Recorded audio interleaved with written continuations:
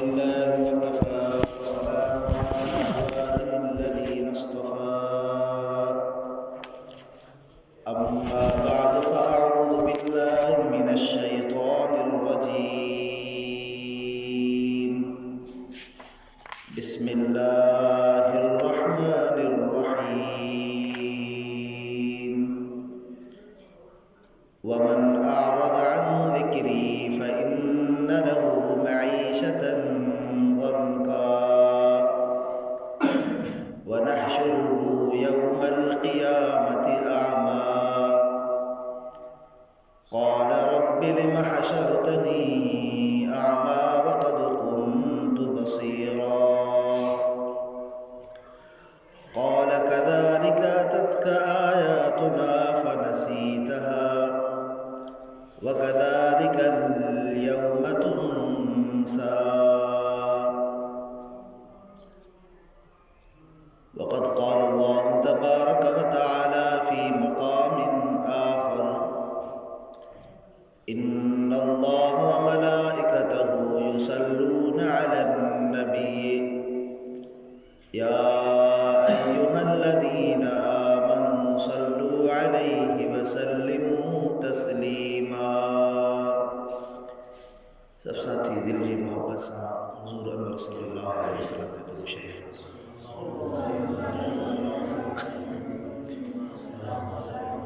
اللهم صل على محمد وعلى آل محمد كما صليت على إبراهيم وعلى آل إبراهيم إنك حميد مجيد اللهم بارك على محمد وعلى آل محمد كما باركت على إبراهيم وعلى آل إبراهيم إنك حميد مجيد मुझे अजीज मुसलमान भाइयों, अल्लाह रब्बुल आलमीन जा तव्हां सां मुसलमाननि जे मथां एहसान जे तव्हां असांखे अॼु जे हिन बाबरकत दिहाड़े जुमातुल मुबारक जे दिहाड़े मस्जिद शरीफ में अचण जी तौफ़ीक़ ऐं सआदत नसीब फरमाई। इहो रब जो तव्हां असां इंसाननि जे मथां मुसलमाननि जे मथां एहसान जो तव्हां असांखे दुनिया जे अहिड़े कम में मशगूल न कयईं जो तव्हां असांखां अॼु में जी हीअ घड़ी दुनिया जे के कम में मशगूल कराए हा त अल्लाह रब्बुल आलमीन इन शइ ते बि क़ादिर हुयो, लेकिन उन अल्लाह जा तव्हां असांजे मथां एहसान जो उन पंहिंजे घर में तव्हां असांखे अचण जी तौफ़ीक़ ऐं सआदत नसीब फरमाई। हुज़ूर पाक सल्लल्लाहु अलैहि वसल्लम जन फरमायो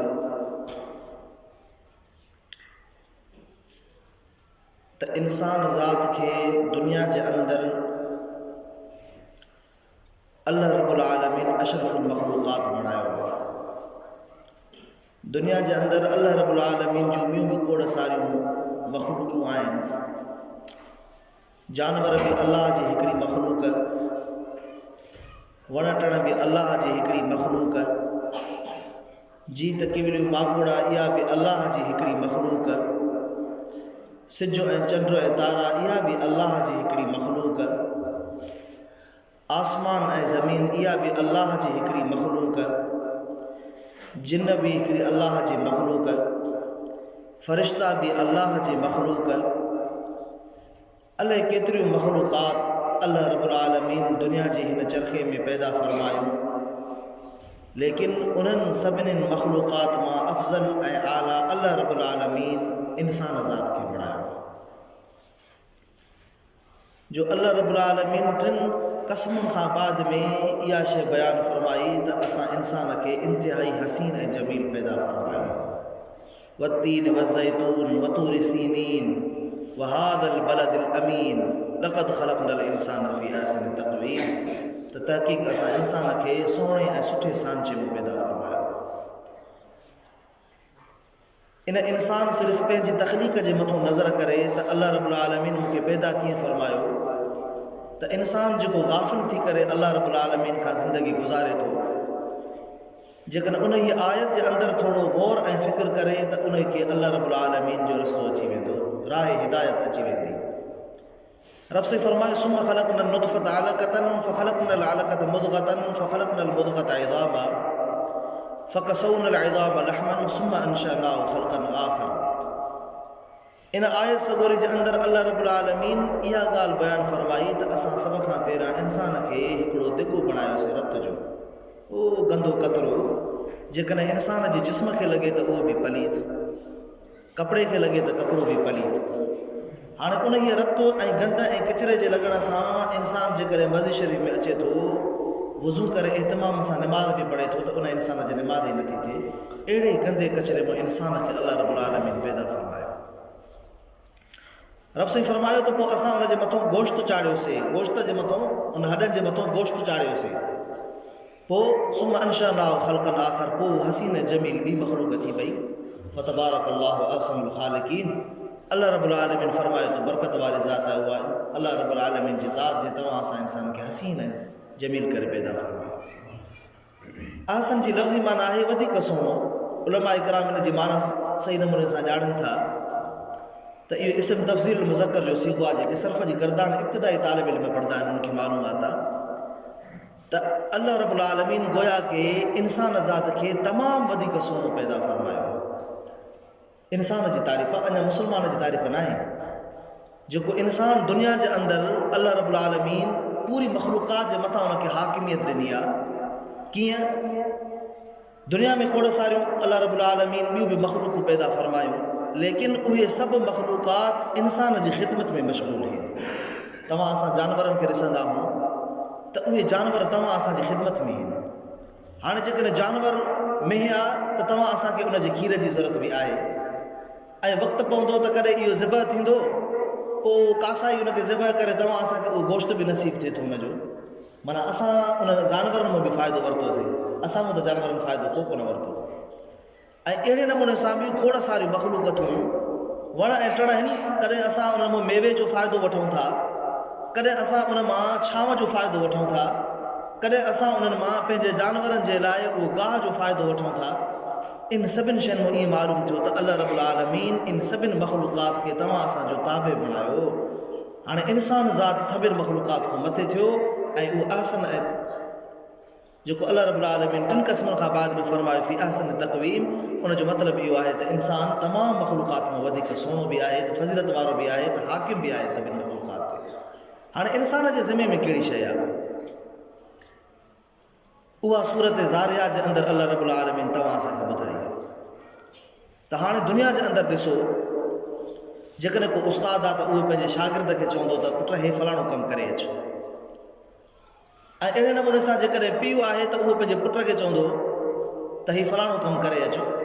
हाणे उस्ताद जो उहो शागिर्दु उस्ताद जे हुकुम मुताबिक़ कमु करे आयो, उन पीउ जो उहो पुटु बाज़ार मां या ॿिए कंहिं कमकार में आइन मुताबिक़ पीउ जे हुकुम जी तामील में कमु करे आयो, त पोइ हाणे उहो पीउ ऐं उस्ताद उन पुट ऐं शागिर्द खे शाबाश ॾींदा त जीअं असां हिन पुटड़े खे जंहिं मक़सद जे लाइ मोकिलियोसीं त उहो उहो ई मक़सदु हासिलु करे असां वटि आयो।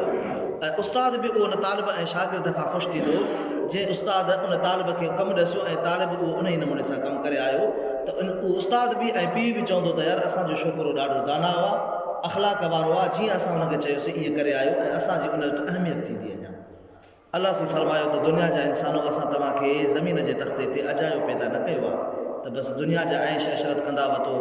हेॾो आवाज़ु आयो, हेॾो निकितो, शादी आई, दौल दमाम थिया ऐं कुझु ॾुख ऐं ग़म आया, हालात ज़िंदगी गुज़ारे वई, पाड़ो ओड़ो थियो, वरी मौत अची वियो, बसि न। रब से फरमायो वमा ख़लक़तुल जिन्न वल इंस इल्ला लियअबुदून। असां जिन्ननि ऐं इंसाननि खे फ़क़ति पैदा कयो आहे त इन जे लाइ त उहा अल्लाह जी इबादत करे। माना इन मां मालूम थियो त असुल शइ इहा आहे त असां अल्लाह जी इबादत कयूं। बाक़ी ॿियूं शयूं ज़रूरत ज़िंदगी मक़सद ज़िंदगी न आहिनि। उहे दुनिया जे अंदरि तव्हां ॾिसो त हाणे हिकिड़ो इंसानु आहे उहो डॉक्टर बणिजे थो, बराबरि दुनिया जे अंदरि डॉक्टर जी ज़रूरत आहे। इलाजु माण्हू कीअं कराईंदो जेकॾहिं डॉक्टर न हूंदो। ऐं अहिड़े नमूने सां दुनिया जे अंदरि इंजीनियर जी ज़रूरत आहे। जेकॾहिं इंजीनियर न हुजे त जॻहूं कीअं तयारु थींदियूं, मस्जिद मदरसो कीअं तयारु थींदो, उनजे लाइ इंजीनियर जी ज़रूरत पवंदी त उहो नक्शो ठाहींदो। बराबरि इहो इंसान ज़रूरत ज़िंदगी आहे। ऐं अहिड़े नमूने सां बाज़ार जे अंदरि को वापारी आहे, को ताजर आहे, त तिजारत करणु, वापारु करणु, इहा बि ज़रूरत ज़िंदगी आहे। लेकिन इहे मक़सद ज़िंदगी न आहिनि त दुनिया जे अंदरि सिर्फ़ु असां इन्हनि शयुनि खे मक़सदु बणायूं, इहा शइ न आहे। मक़सद ज़िंदगी इहा आहे जेका अल्लाह रब्बुल आलमीन तव्हां असांखे ॿुधाई त वमा ख़लक़्तुल जिन्न वल इंस इल्ला लियअबुदून। तव्हांजो दुनिया जे अंदरि मोकिलण जो मक़सदु इहो आहे त तव्हां अल्लाह जी इबादत कयो, तव्हां अल्लाह जी इबादत कयो। बाक़ी सबूरी जेको शयूं आहिनि इहो बराबरि लवाज़िमात ज़िंदगी आहे। इंसान दुनिया में आयो ऐं उन शादी कई, उनखे औलाद थी त ज़रूरु उनखे खाधे पीते जी ज़रूरत पवंदी, उनखे दुनिया जे इंसाननि सां हलण जी ज़रूरत पवंदी, उनखे मुआशिरे में पाड़े में मिटनि माइटनि सां हलण जी ज़रूरत पवंदी, दुनिया जे बाज़ार ऐं वापार में ख़रीद ऐं फ़रोख़्त जी उनखे ज़रूरत पवंदी। इहे सभु शयूं ज़रूरत ज़िंदगी आहिनि। लेकिन मक़सद ज़िंदगी इहा आहे त असांजी ज़िंदगी में अल्लाह जो क़ुरान मजीद हुजे, इबादत हुजे। हज़रत इब्न अब्बास रज़ियल्लाहु तआला अन्हु जेको मुफ़स्सिर क़ुरान आहे, फरमाए थो त वमा ख़लक़्तुल जिन्न वल इंस इल्ला लियअबुदून वारी आयत जो मक़सदु ऐं मतिलबु इहो आहे त वमा ख़लक़्तुल जिन्न वल इंस इल्ला लियअरिफून, यानी दुनिया जे अंदरि तव्हां ईअं ज़िंदगी गुज़ारियो जो तव्हांखे अल्लाह जी मारिफत हासिल थी वञे, तव्हांखे अल्लाह सुञाण में अची वञे। त रब्बुल आलमीन किथां हासिल थींदो, उन जी मारिफत असांजे दिलि में कीअं ईंदी, असां अल्लाह तबारक व तआला खे कहिड़े नमूने सां हासिल करे सघूं था, ऐं अल्लाह रब्बुल आलमीन असांखे कॾहिं महबूब करे सघे थो, उन जे लाइ इहा शइ आहे त तव्हां सभ खां पहिरियों रब जी मारिफत हासिल कयो। मुंहिंजा अज़ीज़ दोस्त बुज़ुर्ग ऐं ॿाहिरि, हितां मालूम थियो त तव्हां असांजी ज़िंदगी जो को न को मक़सदु आहे। मक़सदु इहो आहे त तव्हां असांजी ज़िंदगी में हुज़ूर पाक सल्लल्लाहु अलैहि वसल्लम जी सुन्नत ऐं सीरत हुजे, ऐं तव्हां असांजी ज़िंदगी में अल्लाह जो क़ुरान मजीद हुजे, त पोइ तव्हां असांजी दुनिया बि कामयाबु, आख़िरत बि कामयाबु। हुज़ूर पाक सल्लल्लाहु अलैहि वसल्लम जन फरमायो त इंसान जे जिस्म जे अंदरि हिकिड़ो टुकड़ो आहे। हाणे जेकॾहिं दुनिया जे अंदरि उहो इंसान दुनिया में हेॾे होॾे घुमे फिरे थो न, बाज़ार इहो ज़ुबान सां कलाम करे थो, लेकिन चाह उनजो दिलि सां आहे। कीअं? हाणे दुनिया जे अंदरि तव्हां असांखे कन सां का शइ ॿुधीसीं, पसंदगी जी ख़बर कन सां न पवंदी आहे त हाणे हीअ शइ मूंखे पसंदि आहे या नापसंदि आहे, इहा दिलि सां ख़बर पवंदी आहे। हाणे दुनिया जे अंदरि अहिड़े नमूने सां को इंसान का शइ ॿुधे थो त पसंदि दिलि करे थी, ऐं अहिड़े नमूने सां काई बि शइ तव्हां दुनिया जे अंदरि वठो, लटो ऐं लिबास आहे, शादी ऐं ग़मी आहे, या ॿिया कहिड़ी बि शयूं आहिनि, उन सभिनि जो तालुक़ु दिलि सां अथव। पोइ हुज़ूर पाक सल्लल्लाहु अलैहि वसल्लम जन फरमायो त इहा दिलि जेकी आहे, इदा सलुहत सलुहल जसद कुल्लु व इदा फसदत फसदल जसद कुल्लु। जे तव्हांजी दिलि सही आहे न, त पोइ तव्हांजो समूरो जिस्म सही आहे। जे तव्हांजी दिलि ख़राबु आहे ऐं उहा गुनाहनि में, बेकारनि में ऐं दुनिया जे लोभ ऐं लालच में अची वई आहे, पोइ हुज़ूर पाक सल्लल्लाहु अलैहि वसल्लम ने फरमायो त इदा फसदल जसद कुल्लु, पोइ तव्हांजो समूरो जिस्म बेकार आहे। हाणे दिलि जेकॾहिं ख़राबु आहे त उहा कीअं चवंदी त तव्हां अल्लाह जो क़ुरान पढ़ो। जेकॾहिं दिलि बेकार आहे, गुनाहनि में मुब्तला आहे, त उहा तव्हांखे कीअं चवंदी त तव्हां बरकात नफ़िल पढ़ो, नमाज़ पढ़ो। जेकॾहिं दिलि इंसान जी बेकार आहे त उहा कीअं चवंदी त तव्हां अल्लाह जो ज़िक्र कयो, ज़ुबान ते अल्लाह जो ज़िक्र हुजे। न न, जे इहा तव्हांजी दिलि दुरुस्त आहे त पोइ हुज़ूर पाक सल्लल्लाहु अलैहि वसल्लम जन फरमायो त तव्हांजो पूरो जो पूरो जिस्म दुरुस्त आहे। ऐं ॿी हदीस में हुज़ूर पाक सल्लल्लाहु अलैहि वसल्लम ने फरमायो त इन शैतान, इहो जेको शैतान आहे, इहो लयजसु अला क़ल्ब इब्न आदम, इब्न आदम इंसाननि जी दिलि में अची करे गोॾा खोड़े करे वेहे थो, इहो शैतान। पोइ फ़इदा ज़कर अल्लाह फ़खनस, जेकॾहिं तव्हां क़ुरान मजीद जी तिलावत कई, शैतान भॼी वेंदो। जेकॾहिं तव्हां ज़ुबान ते अल्लाह जो ज़िक्र आंदो, शैतान भॼी वेंदो। जेकॾहिं तव्हां नमाज़ पढ़ी, शैतान भॼी वेंदो। जेकॾहिं तव्हां अल्लाह वारनि जे मजलिस में वेठो, शैतान भॼी वेंदो। पर वइदा गफ़ल आद, जेकॾहिं तव्हां इन सभिनि शयुनि खां गाफ़िल थी वियो, न तव्हांजी ज़िंदगी में नमाज़ आई, न तव्हांजी ज़िंदगीअ में रोज़ो आयो, न तव्हांजी ज़िंदगीअ में अल्लाह जो ज़िक्र, न तव्हांजी ज़िंदगीअ में अल्लाह जे क़ुरान मजीद जी तिलावत, पोइ हुज़ूर पाक सल्लल्लाहु अलैहि वसल्लम ने फरमायो त वरी साॻियो इहो शैतान इंसान जे दिलि में अची गोॾा खोड़े करे वेही थो रहे। पोइ हाणे जेकॾहिं उन दिलि जे अंदरि उन शैतान गोॾा खोड़िया, उते अल्लाह खे जाइ मिलंदी? अल्लाह जे नाले खे जाइ मिलंदी? कॾहिं बि न। छो त शैतान उन दिलि जे मथां हावी थी वियो आहे। तव्हां दुनिया जे अंदरि हिकिड़ो मिसाल आम तौर ते ॿुधंदा आहियो, ॾिसंदा आहियो त हिकिड़ो जेकॾहिं थांव आहे, उन हिकिड़े थांव में खीर आहे, हाणे जेकॾहिं उन में चांहि विझंदव त हाणे उहो चांहि ऐं खीर मिली वेंदा त ॿई ख़राबु थींदा, कम जा न रहंदा। खीर न रहंदो, चांहि न रहंदी। या अहिड़े नमूने सां हिकिड़ो थांव आहे, उन में हिकिड़े थांव में तव्हां में पाणी पियो आहे, पाणी एतिरो आहे जो चुको खीर जो विझोसि था त उहो पाणी ज़ाया थी वियो, मुकमल पाणी ज़ाया थी वियो। हाणे ॿुधायो त जंहिं दिलि जे अंदरि शैतान जो हमलो हुजे ऐं उन दिलि ते शैतान हाकिम थी वेठो हुजे, उते अल्लाह जो नालो कीअं ईंदो? न ईंदो। हाणे अलाह जे नाले जे लाइ सभ खां पहिरियां असांखे दिलि खे साफ़ु करिणो पवंदो।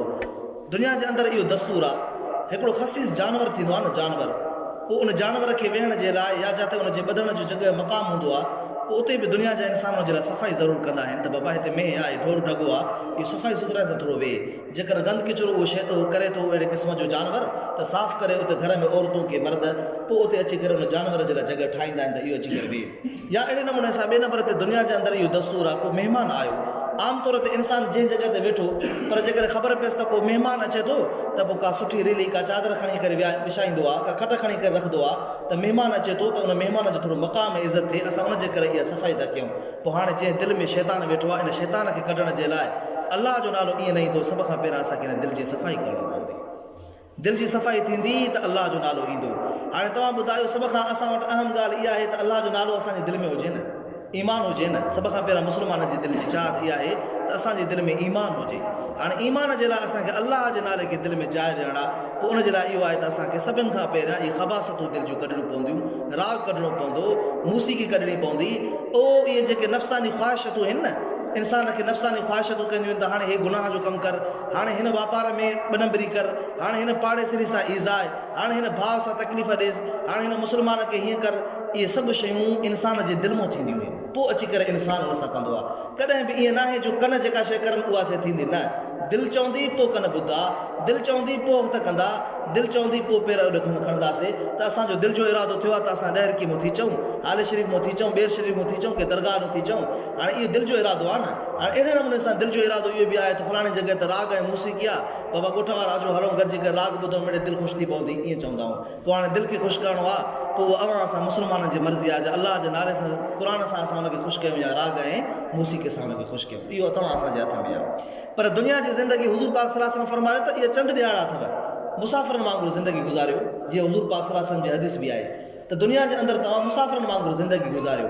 दुनिया जे अंदरि हिकिड़ो इंसानु आयो, हितां हीअं कंहिं घिटीअ मां या हिन इलाइक़े मां या हिन पाड़े मां या ॻोठ मां गुज़र थींदुसि त कंहिं मस्जिद में या कंहिं ओताके में अची करे उहो ख़्वाहिशूं पूरी न कंदो त को मूंखे सुठे नमूने सां हिते जॻह ठाराइजो, सुठे नमूने सां मुंहिंजो कमिरो हुजे, मां राति रहंदो, मुंहिंजे लाइ हिते AC जो इंतज़ाम बि हुजे। न, उहो चवंदो त बाबा मूंखे झट घड़ी गुज़ारणी आहे, पोइ उहा कंहिं वण हेठो बि गुज़ारे सघां थो, कंहिं झूपड़ी हेठो बि गुज़ारे सघां थो, मुंहिंजो मक़सदु ऐं सफ़र त अञा अॻिते आहे।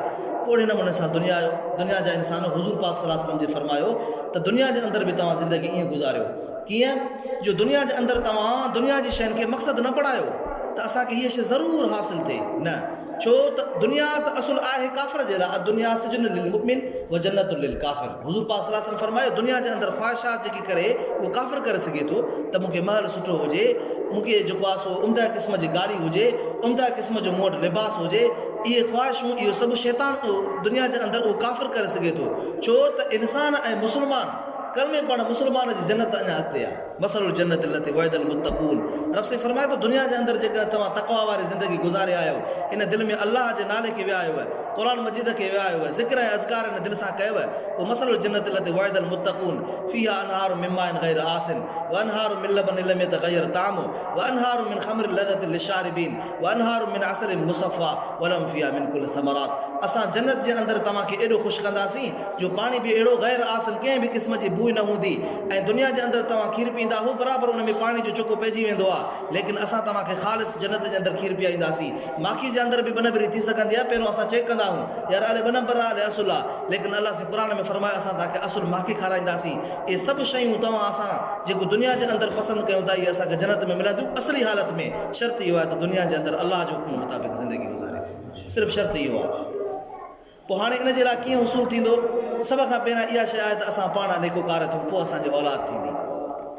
पहिरियों इंसान जी पंहिंजी दिलि इन ॻाल्हि ते मुतमइन हुजे त मुंहिंजी जेकी ज़िंदगी आहे उहा कीअं थी गुज़रे, अमलनि सालनि में गुज़रे थी या गुनाहनि में गुज़रे थी। सभ खां पहिरियां इंसान इहा सोच ऐं फ़िक्र करे। जंहिं इंसान जे अंदरि इहा फ़िक्र ऐं सोच अची वई त मुंहिंजी ज़िंदगी अमलनि सालनि वारी गुज़रे, इन लज़ीना आमनू व अमिलू सालिहात, दुनिया जे अंदरि अमल साले हुजे ज़िंदगीअ में, क़ुर मजीद जी तिलावत हुजे ज़िंदगी में, निमाज़ हुजे ज़िंदगीअ में, जेकॾहिं उनजे मथां ज़कात वाजिबु थिए थी त ज़कात हुजे ज़िंदगीअ में, रोज़ा अचनि था त रोज़ा उनजे ज़िंदगीअ में हुजनि, इहो अमल साले आहे। पोइ हाणे अलाह ताला फरमाए थो असां इन्हनि जे लाइ त जन्नत तयारु कई आहे, काफ़िरनि जे लाइ त जन्नत न आहे। हल्को सल्को जेको मुस्लमान ज़िंदगी में सिर्फ़ु कलमो पढ़ियो अथई न, ॿिया गुथा कम हेॾो ॿिया कुझु कोन करे सघियो आहे। सिर्फ़ु अल्लाह रब्बुल आलमीन ऐं हुज़ूर पाक सल्लल्लाहु अलैहि वसल्लम जी दिलि में मोहबत अथसि, पोइ बि हुज़ूर पाक सल्लल्लाहु अलैहि वसल्लम फरमायो त ज़रूरु इहो जन्नत में वेंदो, ज़रूरु जन्नत में वेंदो। पर जेकॾहिं असां चऊं त डायरेक्ट असां जन्नत में वञूं, पोइ उनजे लाइ तव्हां असांखे ईअं ज़िंदगी गुज़ारणी पवंदी जीअं हज़रत अबू बकर सिद्दीक़ ज़िंदगी गुज़ारी, हज़रत उमर फारूक गुज़ारी, हज़रत उस्मान गनी रज़ियल्लाहु ताला गुज़ारी, हज़रत अली मुर्तज़ा गुज़ारी। अबू बकर सिद्दीक़ उमर फारूक वारा इब्तिदाई ज़िंदगी में मुस्लमान कोन हुआ। जीअं हुज़ूर पाक सल्लल्लाहु अलैहि वसल्लम जिन मके जे अंदरि कलमे जो ऐलान कयो त क़ूलू ला इलाहा इल्लल्लाह तुफ़्लिहून, तव्हां कलमो पढ़ो तव्हांजी कामयाबी आहे, त पोइ हाणे जेके दाना इंसान हुया उन कलमो पढ़ियो। इहो हज़रत अबू बकर सिद्दीक़ रज़ियल्लाहु अन्हु हुज़ूर पाक सल्लल्लाहु अलैहि वसल्लम जो नबूवत जे मिलण खां पहिरियां जो दोस्त आहे, पहिरियां जो दोस्त आहे। लेकिन हुज़ूर पाक सल्लल्लाहु अलैहि वसल्लम त सभ खां पहिरियां कलमे पढ़ण वारो बि हज़रत अबू बकर सिद्दीक़ आहे। सिर्फ़ु कलमो न पढ़ियो अथई। हाणे तव्हां असांजी ज़िंदगी सिद्दीक़ी बणिजी सघे थी की न बणिजी सघे थी, सिर्फ़ु असां उन सीरत खे पढ़ूं त हज़रत अबू बकर सिद्दीक़ इहो अज़ीम साहबी आहे जो उन पंहिंजी न्याणी त हुज़ूर पाक सल्लल्लाहु अलैहि वसल्लम खे निकाह में ॾिनी, लेकिन उहा गार जंहिं वक़्त में चढ़े पियो, हुज़ूर पाक सल्लल्लाहु अलैहि वसल्लम जी उमिरि अञा वधीक अथसि, कुराड़ो आहे हज़रत अबू बकर सिद्दीक़, लेकिन हिन कुलनि ते उन नबूअत वारे ॿार खे खणी करे मथे वियो ऐं पंहिंजी मासूम न्याणी खे इहा ज़िमेदारी ॾिए थो त असां उते गार में मथे वेठा हूंदासीं, मां ऐं मोहम्मद रसूलुल्लाह सल्लल्लाहु अलैहि वसल्लम, तोखे उते अची करे मानी पुॼाइणी आहे। रस्ते में अबू जहल मिली करे उनखे तकलीफ़ पहुचाए थो ऐं उनखां बाद में जेको ग़ुलाम अथसि, जेको अबू बकर सिद्दीक़ जूं बकरियूं चारे थो, उनखे इहो हुकुम लॻाए थो त तोखे रोज़ानो उन गार ते मथे अची पहाड़ ते अची करे असांखे खीर पीआरिणो आहे। इहो अबू बकर सिद्दीक़ ईअं मुस्लमान ऐं अहिड़े नमूने सां हेॾे मक़ाम वारो न थियो, इन हुज़ूर अनवर सल्लल्लाहु अलैहि वसल्लम जे मथां पंहिंजी ज़िंदगी खे क़ुर्बान कयो।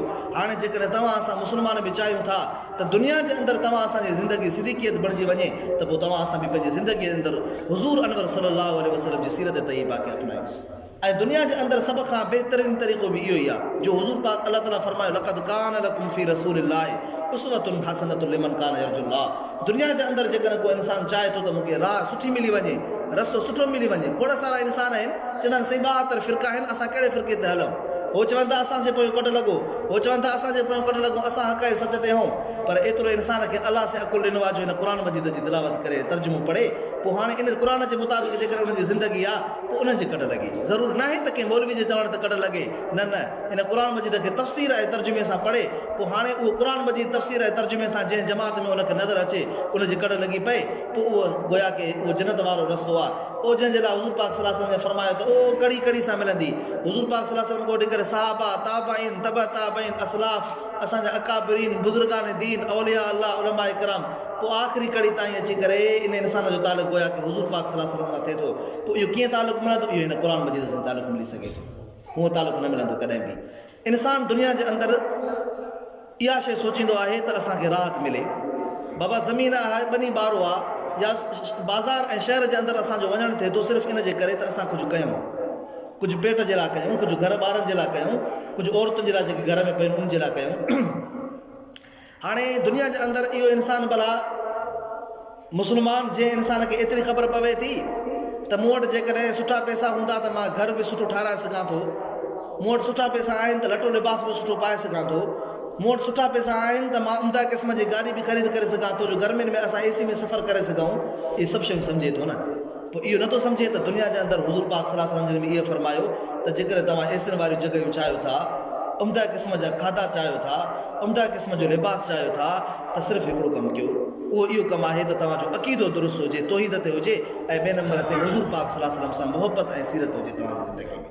बसि हाणे ॾिसो, इहो हुज़ूर पाक सल्लल्लाहु अलैहि वसल्लम साहबा खे फरमायो त बाबा ग़रीब ऐं मिस्किन माण्हू 500 साल पहिरियों जन्नत में वेंदो। हज़रत अब्दुर्रहमान इब्न औफ रज़ियल्लाहु ताला अन्हु हुज़ूर सल्लल्लाहु अलैहि वसल्लम जो साहबी आहे, जीअं हज़रत उस्मान गनी मालदार साहबी हो, हे बि वॾो मालदार साहबी हो।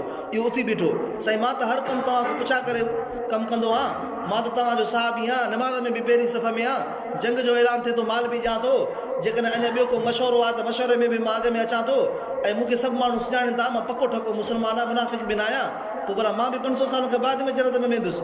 साईं फरमायोसि त हा, तूं बि 500 साल खां बाद में वेंदे। साईं पोइ माल जेतिरो ॾियां भले माल ॾे, पर मिस्किन माण्हू जे लाइ जेको मां जे ज़बान तो निकिरी चुको हुज़ूर पाक सल्लल्लाहु अलैहि वसल्लम फरमायो त उहो अॻ में जन्नत में ज़रूरु वेंदो।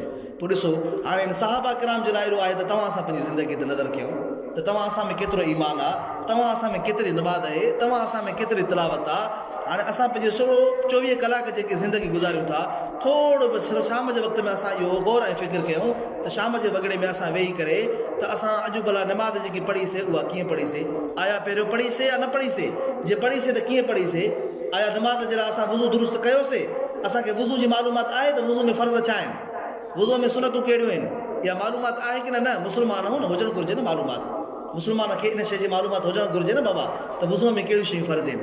पोइ उन खां बाद में बाद शइ नमाज़, अब असां नमाज़ त पढ़ीसीं, नमाज़ में असांखे कहिड़ी शइ पढ़णी हुई उहा पढ़ी आहे, नमाज़ जे फ़राइज़ जी मालूमात आहे, शर्तनि जी मालूमात आहे, पाकाई पलीदी जी मालूमात आहे, इहा ज़िंदगी उन माण्हू जे लाइ जेको नमाज़ पढ़े थो, ऐं जेको नमाज़ पढ़े ई नथो त उहो त पंहिंजी ज़िंदगी थो रोए हक़ीक़त त मुंहिंजो अरे केतिरी ज़िंदगी बग़ैर नमाज़ में गुज़री वई। सो दोस्तो अज़ीज़ो, हाणे इहे सभु शयूं असांखे मिलंदियूं अलाह वारनि जे तालुक़ सां, जो तव्हां असांजो दिलि जो तालुक़ कंहिंसां हुजे अलाह सां, ऐं उहो तालुक़ कीअं मिलंदो, अला बिज़िक्रिल्लाहि तत्मइन्नुल क़ुलूब, जो अल्लाह रब्बुल आलमीन फरमायो त तव्हां पंहिंजे दिलनि खे जेकॾहिं इत्मिनान ॾियणु चाहियो था त पोइ अलाह जो ज़िक्र कयो। ज़िक्र किथां मिलंदो, अल्लाह जे मजलिस मां। सो हाणे तव्हां असां इहो अज़म कयूं त जिथे बि जेकॾहिं को दीनी इस्लाही प्रोग्राम हुजे या जेकॾहिं अलाह वारनि जे काथे मजलिस हुजे, काथे ज़िक्र जी मजलिस हुजे, काथे दुआ जी मजलिस हुजे त तव्हां असां हुते मुस्लमान ज़रूरु शरीक थियूं, छो त मक़सदु असांजी ज़िंदगी जो इहो आहे त असां पंहिंजी ज़िंदगीअ में उन अलाह जी इबादत कयूं। जीअं मांखे ॿुधायोसि त वमा ख़लक़्तुल जिन्न वल इंसा इल्ला लियअबुदून, मक़सदु इहो आहे त असांखे दुनिया जे अंदरि अलाह जी मारिफत हासिलु थिए, ॿियूं सभु शयूं परे आहिनि, सभ खां पहिरियां इहा शइ आहे। हाणे इन्हीअ जे करे